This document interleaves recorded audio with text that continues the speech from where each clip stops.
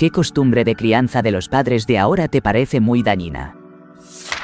Historia 1. Darles a los gemelos nombres iguales, vestirlos igualito, y toda esa onda me saca de quicio, de verdad. Yo soy gemelo, y mi mamá siempre se encargó de que cada uno de nosotros formara su propia identidad.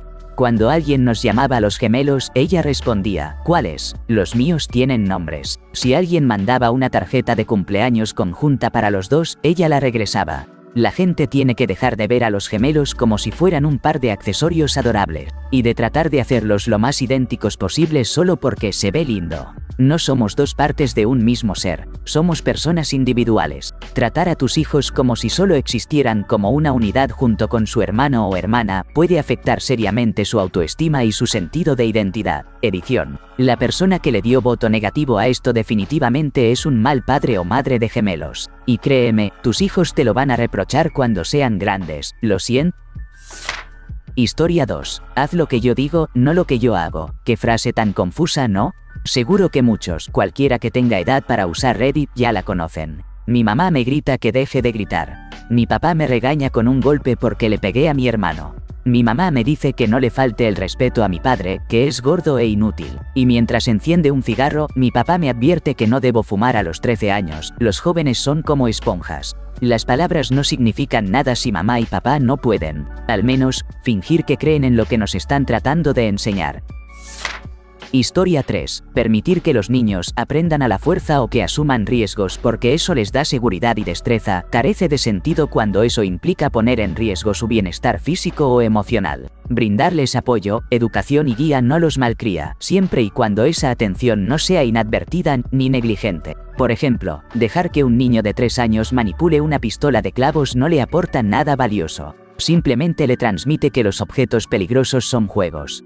Quiero aclarar que sé que experimentar y descubrir por sí mismos es esencial en la infancia. Sin embargo, hablo de permitir riesgos desmedidos para su edad y sin supervisión, que pueden desencadenar tragedias, amparándose en la excusa de dejar que aprenda. Eso no fomenta el respeto por la seguridad, sino la indiferencia hacia ella.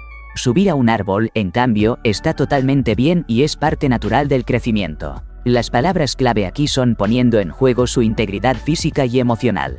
Ensuciarse, sentir un susto pasajero o experimentar un pequeño dolor no entra aquí. Existe una diferencia notable entre permitir que un niño se raspe las rodillas y hacerlo exponerse a una conmoción cerebral, quemaduras severas o algo aún más grave. Además, la edad juega un papel fundamental. Cada momento de su desarrollo demanda una evaluación distinta del nivel de riesgos que pueden asumir, y lo que dejamos hacerles debe ir evolucionando con su crecimiento. Historia 4. Desviar las preguntas con un simple porque yo lo digo o ya entenderás cuando seas grande, o cualquiera de esas excusas nunca me ha parecido justo. No tengo hijos propios, pero he visto cómo mis hermanas lo hacen con mis sobrinos y sobrinas, y sinceramente no lo comprendo.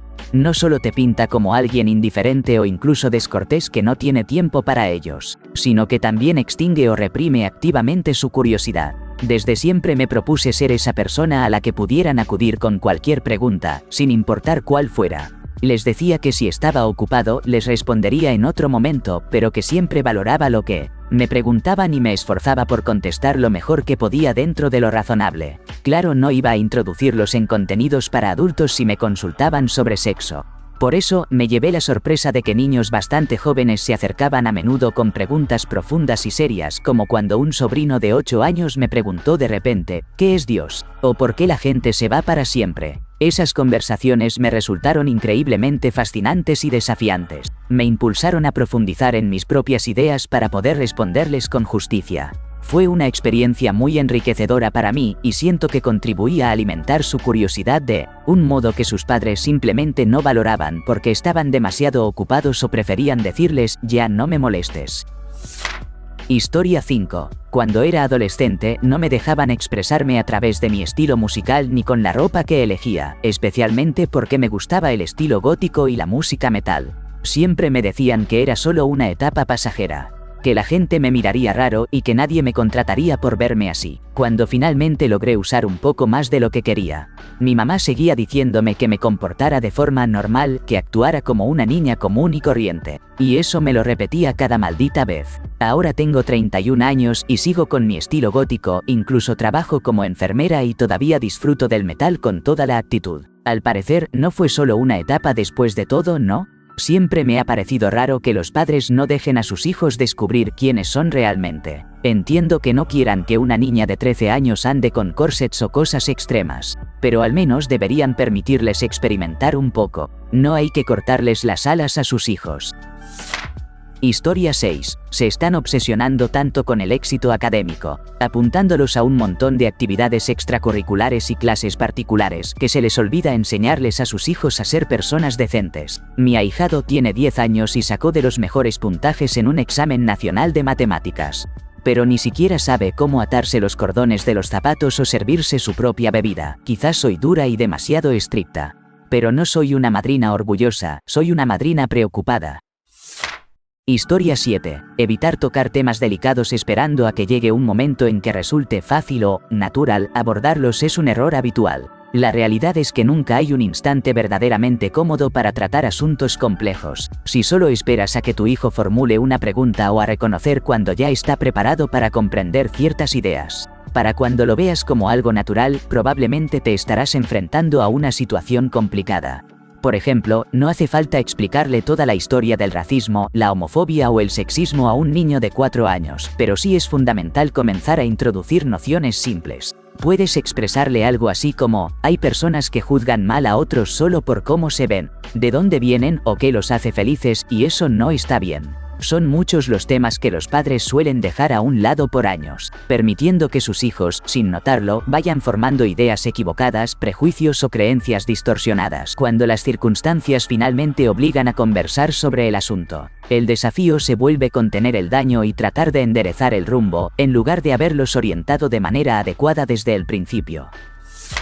Historia 8. Mi mamá es de la generación X y quedó embarazada a los 16 años, justo cuando estaban en pleno auge todos esos discursos sobre la autoestima. Ella solía decir que aquello ocurrió porque no se valoraba lo suficiente, que si se hubiera apreciado más, habría tomado decisiones diferentes. Por esa razón, la forma en que criaron a mi hermana y a mi hermano, basada en esa misma enseñanza, terminó convirtiéndolos en personas descaradas. Mi hermana, por ejemplo, empezó a aumentar de peso desde muy joven. Pasaba el día escondiendo bocadillos, viendo televisión casi 12 horas seguidas y engañando a sus maestras. Básicamente, la educaron para que buscara la gratificación inmediata a cada momento. Nadie podía decirle que estaba ganando demasiado peso o que era perezosa y quejumbrosa, porque no querían afectar su autoestima. Según esa teoría, eso la podría llevar a la tristeza profunda o a repetir el destino de mi mamá. Por otro lado, mi hermano era un niño muy iracundo. Es de esas pocas personas que he conocido que parecen hallar satisfacción cuando otros sufren. Terminó siendo policía, algo que no sorprende. Cuando se enfadaba, o se retiraba a meditar o rompía cosas por ahí. Pero, nuevamente, mamá evitaba decirle que actuaba como una mala persona y que debía controlar su temperamento, porque si le dañaban su autoestima podía herirse a sí mismo o a otros. Él encaja en el perfil de esos jóvenes que terminan protagonizando tragedias en los ámbitos escolares. Por eso detesto la frase, en el fondo, cuando alguien dice, en el fondo es buena persona. Esa excusa suele proteger a los abusadores y evita confrontar los verdaderos problemas. La solución debe atacarse desde la raíz. Cuando mi hermano no estaba siendo violento, intolerante o grosero, tenía actos de bondad que parecían casi contradictorios, o, por decirlo de algún modo, gestos románticos. Era como el personaje de una canción country que solo anhela mecerse en su silla, pensar en el amor perdido, trabajar en su camioneta, ir al gimnasio y jugar hockey con los chicos del barrio. Mi hermana también desistió de la universidad tras 2 semestres, la sacaron de sus primeros apartamentos por falta de responsabilidad, subió bastante de peso y probablemente terminará trabajando como cajera en una ferretería el resto de su vida. Proteger su autoestima la convirtió en una persona consentida y molesta, no me da pena decirlo. Esa mujer hubiera preferido una barra de chocolate antes que la historia de Ana Frank, sin dudarlo. En cuanto a mi hermano, terminó internado en un hospital psiquiátrico, llegó a agredir a su esposa y no puede ver a sus hijos aunque sigue en la policía. Y mi mamá aún piensa que todo se debe al estrés del trabajo. Desde que él tenía 10 años les advertí que algo no estaba bien. Pero ignoraron las señales durante 3 décadas solo para no afectar su autoestima y porque creían que, en el fondo, era una buena persona. Por favor, dejen de hacer esto con sus hijos. Si tus hijos tienen problemas controlando la ira, llevan una relación desordenada con la comida, les va mal en la escuela, son mentirosos crónicos o tienen malos modales, es hora de dejar las delicadezas y hablar con claridad. Están en camino de convertirse en malas personas. Historia 9. Puede parecer algo muy evidente, pero aún hay quienes creen que descargar su ira sobre los niños es necesario o beneficioso. En mi caso, mi mamá nunca recurrió a la mano dura, ni conmigo ni con mis hermanos, y te aseguro que eso no impidió que comprendiéramos las repercusiones de nuestras acciones. Cuando la disciplina se ejerce sin recurrir a la violencia, los niños aprenden a detenerse a pensar en lo que hicieron, en lugar de solo buscar cómo esquivar el castigo. El castigo físico despierta en ellos un temor que se traduce en "no me hagan agarrar", en lugar de fomentar un entendimiento sincero de "esto estuvo mal y quiero explicarte por qué". La disciplina positiva, en cambio, cultiva una motivación genuina y un sentido de responsabilidad que acompaña al joven mucho más allá de la obediencia que nace del miedo. Historia 10. Hacer que los niños solo puedan elegir juguetes en el pasillo de niños o en el de niñas no aporta nada bueno. Más bien limita la variedad de juegos saludables que pueden explorar. Y siendo honestos, es especialmente problemático cuando les negamos a los niños la posibilidad de jugar con esos juguetes de niña que imitan labores del hogar. Los niños naturalmente quieren imitar lo que ven hacer a sus padres, así que cuando decides de manera arbitraria que un niño no puede tener un muñeco bebé o una cocina de juguete, estás criando a hombres que podrían tener dificultades para ser padres atentos o incluso para cocinar para sí mismos en el futuro. Historia 11. Imagínate esto, llevas contigo ese dispositivo caro y súper importante, uno del que incluso regresarías a casa si se te olvida. Y lo que haces es dárselo a un niño solo porque está un poco aburrido en un lugar público. Primero que nada, tener a un niño pegado a una pantalla con entretenimiento pasivo de manera constante no es bueno para su cerebro en desarrollo. Pero además, le estás enseñando que lo más importante en la vida es estar siempre entretenido. He escuchado casos de niños que llegan a la escuela siendo niños iPad. Y la verdad es que la experiencia para ellos es muy complicada. Muchos se portan mal porque nunca aprendieron a lidiar con el aburrimiento. Por eso, si los padres van a darle un dispositivo a su hijo, les pido por favor que lo pongan en algo como el programa del Sr. Rogers, que tiene un ritmo realista y tranquilo. Los maestros no tienen música de fondo constante, ni hablan con personajes animales, ni luces brillantes que parpadean sin parar. Por eso, es importante que los niños aprendan a manejar el aburrimiento y a desarrollar su atención sin depender siempre de estímulos tan intensos. Historia 12. Una de las decisiones como padres que siempre me ha parecido un poco extraña y hasta algo perjudicial es exagerar los elogios por cada pequeña cosa que hacen los niños. Por ejemplo, decirles "bien buen trabajo" solo por ponerse los zapatos o terminarse un sándwich. Entiendo que todo viene desde el cariño y las ganas de fortalecer su autoestima. Pero a la larga puede salir mal. Los niños terminan dependiendo mucho de la aprobación externa, en lugar de desarrollar un sentido propio de propósito o orgullo por el esfuerzo. Además, esto hace que fracasar les parezca mucho más aterrador de lo que debería, porque están acostumbrados a que siempre les digan que son increíbles, sin importar qué. En realidad, es mucho mejor reconocer y valorar el esfuerzo y la capacidad para levantarse, más que solo los resultados. Historia 13. Vigilar a tu hijo mayor las 24 horas del día. Cuando los jóvenes se van acercando a la adultez, es fundamental que empiecen a construir su propia identidad, separada de la de sus padres o familia. Eso es casi imposible si los tienes vigilados todo el tiempo, sin ningún espacio de privacidad. Lo más sano es mantener una relación cercana y de confianza con ellos, y poco a poco darles más libertad conforme van creciendo. Claro que si empiezan a meterse en problemas, hay que poner límites de nuevo, pero con chicos responsables lo ideal es confiar en ellos. Historia 14. Los padres a menudo le dicen a sus hijos que si alguien los molesta, es porque en realidad les gusta o porque les tienen celos, pero eso es pura mentira. Como adultos, nadie pensaría que alguien nos gusta solo porque nos estén insultando, pegando o tratándonos mal. Sabemos reconocer cuando alguien se está comportando como un idiota. Entonces, ¿por qué decirles semejante tontería a los niños y prepararlos para que sean un blanco fácil o se dejen pisotear toda la vida? Historia 15. Nunca decirle a un niño qué hacer y esperar que tome buenas decisiones por sí solo.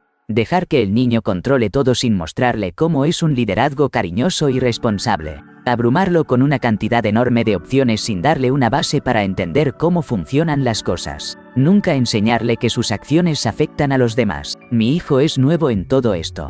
Necesita que le digan, le muestren y le guíen. Cuando es la hora de la cena y está teniendo una rabieta, gritando y haciendo berrinche, no me pongo a preguntarle suavemente, ¿qué quieres comer? ¿Quieres salir de debajo de la mesa? ¿Qué intentas lograr con esos gritos? Mientras él golpea y patea, completamente abrumado. He visto esa escena en otras familias y sinceramente no lo entiendo. Cuando una persona está al borde del límite, ¿de verdad quiere que la bombardeen con preguntas y opciones que debe resolver inmediatamente? No, lo que quieres es que alguien tome el control y maneje la situación. Ya no te alcanza la paciencia ni la energía. Entonces, con voz tranquila pero firme le digo, mira, sé que quieres seguir jugando, pero en la hora de la comida no nos comportamos así. Los gritos no son una opción. Hoy cenamos pavo con papas fritas y tú decides con qué quieres comenzar. Si no quieres comer, puedes quedarte con nosotros en la mesa y colorear con tus crayones. No estás obligado a comer, pero sí tienes que quedarte en la mesa. Este es el momento para compartir y platicar. Me parece que mucha gente cree estar practicando una crianza suave, pero en realidad están haciendo dos cosas. A, le están sumando una carga mental que no es apropiada para su edad, y B, no les están dando las herramientas necesarias para manejar esa carga de forma adecuada.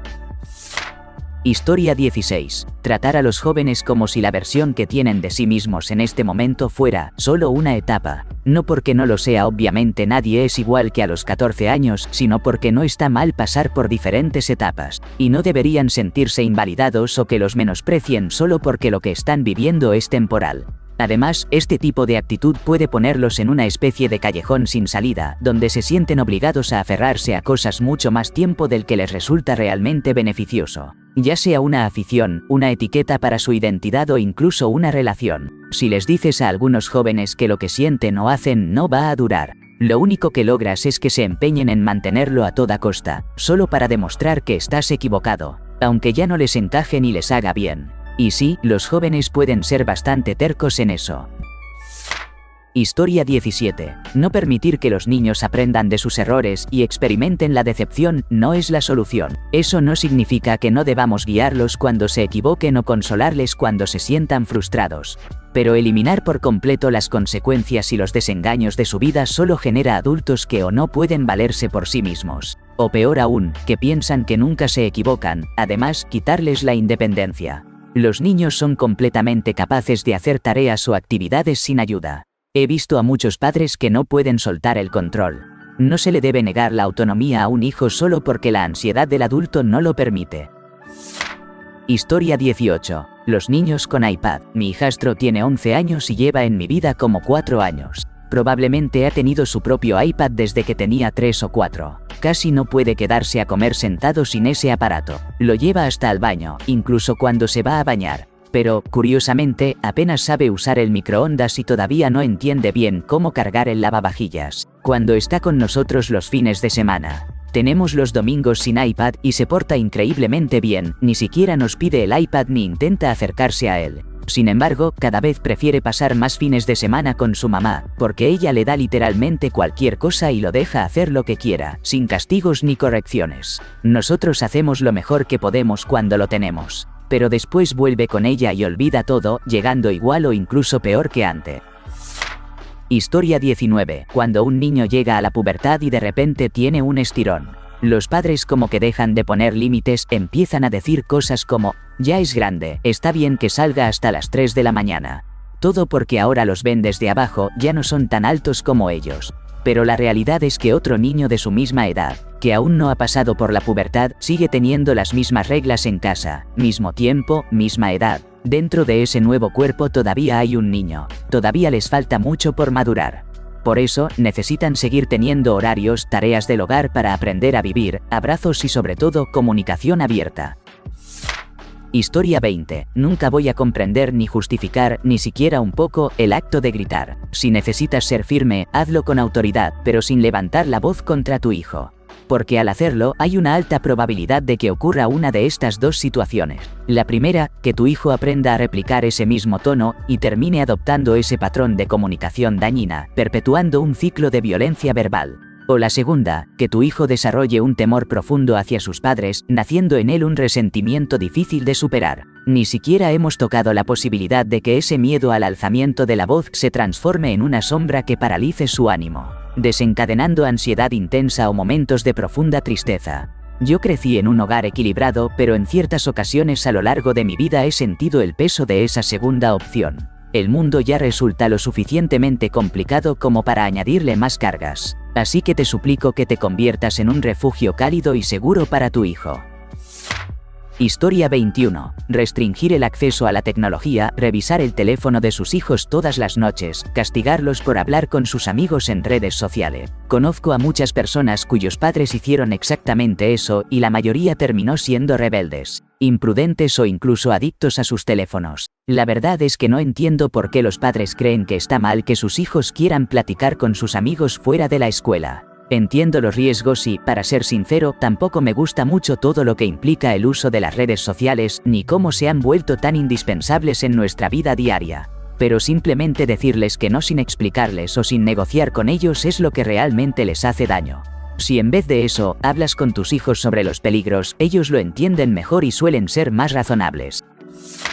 Historia 22. Si evitas tocar esos temas que casi todos consideran tabú, de alguna manera apuestas a que tu hijo no se cruzará con ellos ni se involucrará, pero la realidad suele ser otra. Lo más sano es sentarte a conversar y mostrarles las consecuencias reales de esas experiencias. El alcohol a una edad temprana, las sustancias prohibidas, las relaciones íntimas. Negar que existen esas realidades no evita que la mayoría de los adolescentes enfrenten al menos una de ellas antes de cumplir los 18 años. Habla con ellos sobre los peligros de conducir bajo los efectos del alcohol, el embarazo en la adolescencia y esas verdades profundas que asustan pero que están presentes. Educa y enséñales cómo cuidarse, incluso si deciden experimentar, porque tarde o temprano se van a encontrar en una fiesta donde les ofrezcan una copa o alguien que recién conocen intente sacar provecho de su confianza. Deben saber cómo reaccionar para tomar decisiones claras y protegerse a sí mismos. Si no les brindas esta orientación, la aprenderán por boca de amigos que tampoco tienen la experiencia necesaria o, peor aún, la buscarán en internet sin ningún filtro ni guía. Por eso, dialogar con honestidad es la mejor forma de prepararlos para lo que les pueda tocar. Historia 23. En lo personal, cuando mi hijo tenía 9 años le dejaba el iPad todo el día para que estuviera tranquilo y contento. Pero ahora que tiene 13, ya no podemos despegarlo de la pantalla. Si el dispositivo no funciona o se cae el wifi, se pone muy nervioso y ya no sabe cómo manejarlo. Mi hijo está en el espectro autista. Y en ese momento fue la única manera que encontramos para mantenerlo calmado y feliz en algunas ocasiones. Sin embargo, ahora siento que sin querer hemos creado un monstruo. Está completamente enganchado a su iPad y no sé si alguna vez lograremos que deje esa terrible adicción. Increíble a lo que puede llegar la gente, ¿verdad? Gracias por acompañarme en este viaje. Más que un canal, esto es un punto de encuentro para mentes curiosas. Únete a nuestra comunidad de secretos de Reddit, solo tienes que suscribirte. Regálame un like si te sorprendió alguna historia y comparte tu opinión abajo. Bienvenido al club. Nos vemos en el siguiente secreto.